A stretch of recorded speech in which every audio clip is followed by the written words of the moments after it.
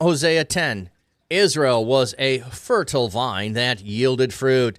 As his fruit multiplied, he multiplied altars to Baal. As the land prospered, they adorned the fertility pillars. Their hearts are slipping. Soon they will be punished for their guilt. The Lord will break their altars. He will completely destroy their fertility pillars. Very soon they will say, "We have no king, since we do not fear the Lord. But what can a king do for us anyway?" They utter empty words, taking false oaths and making empty agreements. Therefore, legal disputes sprout up like poisonous weeds in the furrows of a plowed field. The inhabitants of Samaria will lament over the calf idol of Beth-Arbel. Its people will mourn over it. Its idolatrous priests will wail over it, because its splendor will be taken from them into exile. Even the calf idol will be carried to Assyria as tribute for the great king. Ephraim will be disgraced. Israel will be put to shame because of its wooden idol. Samaria and its king will be carried off like a twig on the surface of waters. The high priest of the house of wickedness will be destroyed. It is the place where Israel sins. Thorns and thistles will grow up over its altars. Then they will say to the mountains, "Cover us," and to the hills, "Fall on us." O Israel, you have sinned since the time of Gibeah, and there you have remained. Did not war overtake the evildoers in Gibeah? When I please, I will discipline them. I will gather nations together to attack them, to bind them in chains for their two sins. Ephraim was a well-trained heifer who loved to thresh grain. I myself put a fine yoke on her neck. I will harness Ephraim. Let Judah plow. Let Jacob break up the unplowed ground for himself. Sow righteousness for yourself. Reap unfailing love. Break up the unplowed ground for yourself. For it is time to seek the Lord until he comes and showers deliverance upon you. But you have plowed wickedness. You have reaped injustice. You have eaten the fruit of deception, because you have depended on your chariots. You have relied on your many warriors. The roar of battle will rise against your people, but your fortresses will be devastated. Just as Solomon devastated Beth-Arbel on the day of battle, when mothers were dashed to the ground with their children, so will it happen to you, O Bethel, because of your great wickedness. When the day dawns, the king of Israel will be destroyed. You went from 6 degrees to 15 degrees. Yeah, so you'll see teens and seniors, yeah.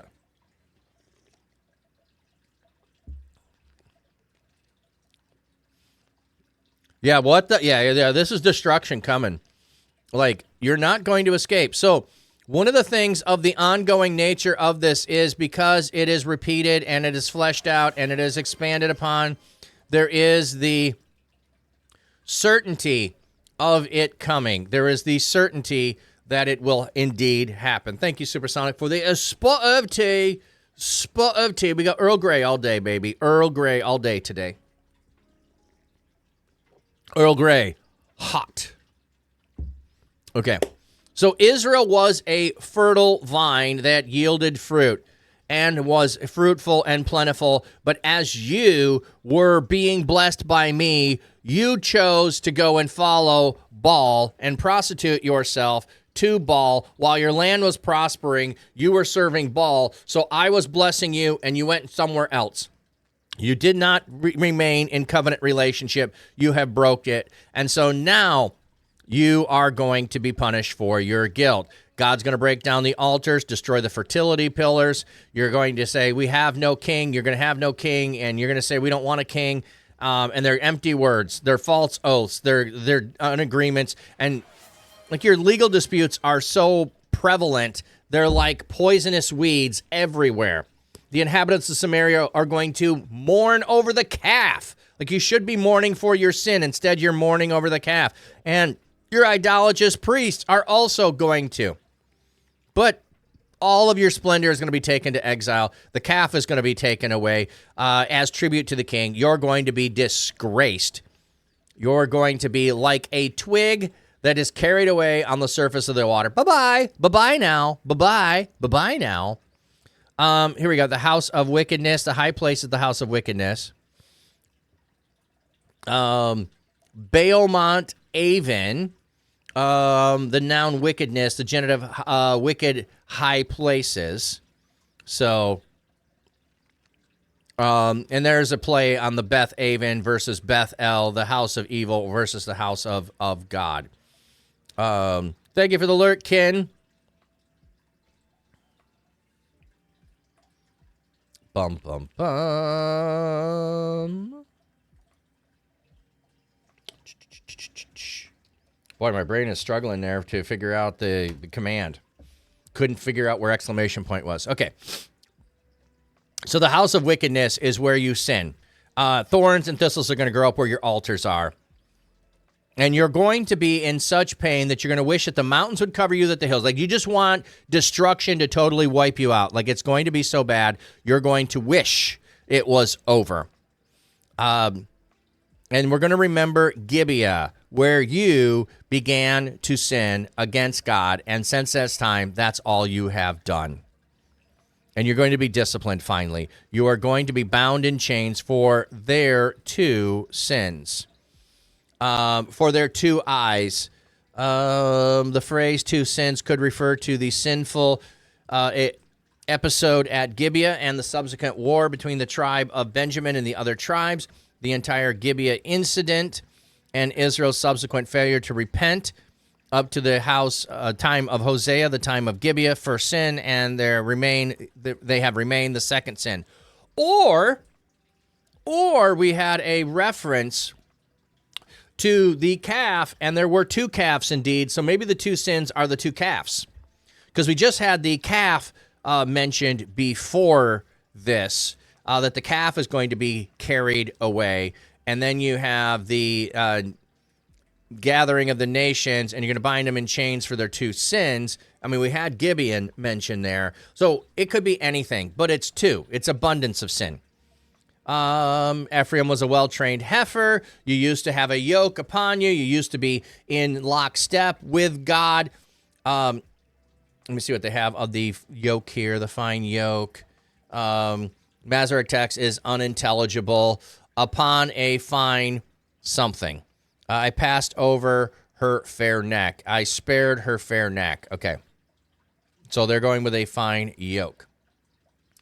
On her neck. So since they were talking about a heifer, they're reading it as a yoke. Something is being put on her neck. That would make sense that it would be a yoke. I will harness Ephraim, let Judah plow. So I'm harnessing Ephraim, we're taken away. Like you're no longer in the field. Judah is going to do it. Let Jacob break free the unplowed ground for himself. Sow righteousness for yourself. Reap unfailing love. Break up the unplowed ground for yourself. For it is a time to seek the Lord until he comes and showers deliverance on you.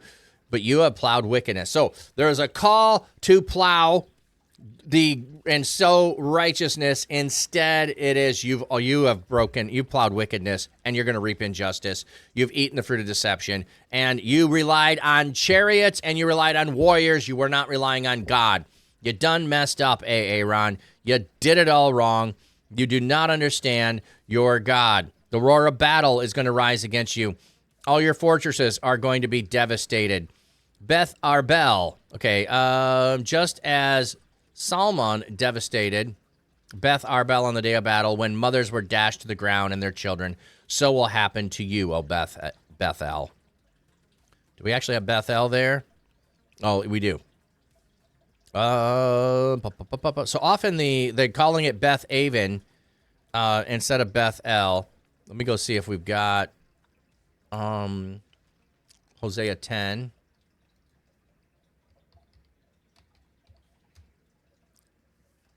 If we can find Beth-Aven. There it is, Beth-Aven.